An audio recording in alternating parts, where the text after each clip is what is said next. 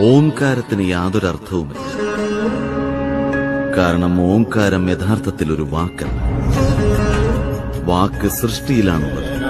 സൃഷ്ടിയിൽ നിന്നുമാണ് നിർമ്മിതമായത്. സൃഷ്ടിയിലുള്ളവർക്ക് മാത്രമേ ഇതെന്താണെന്ന് പറയുവാൻ സാധിക്കുകയുള്ളൂ. എന്നാൽ സമസ്ത സൃഷ്ടിയും ഓംകാരത്തിലാണുള്ളത്.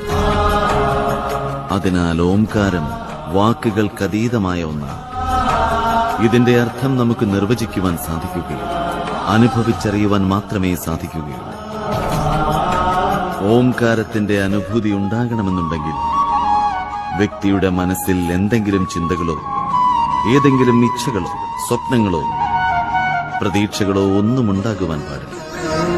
മനസ്സ് പൂർണ്ണമായും ശാന്തമായിരിക്കേണ്ടതാണ്. ഓംകാരത്തെ ആർക്കും ഒരിക്കലും നിർമ്മിക്കുവാൻ സാധിക്കുകയില്ല. ഇതുവരെയും നിർമ്മിച്ചിട്ടുമില്ല. കാരണം സൃഷ്ടിയുടെ നിർമ്മാണം പോലും ഓംകാരത്തിൽ നിന്നുമായിരുന്നു. ത്രിമൂർത്തികളും ഓംകാരവും വെവ്വേറെയല്ല. ഓംകാരം ഉച്ചരിക്കുമ്പോൾ മൂവരുടെയും നാമോച്ചാരണമാണ് സംഭവിക്കുന്നത്.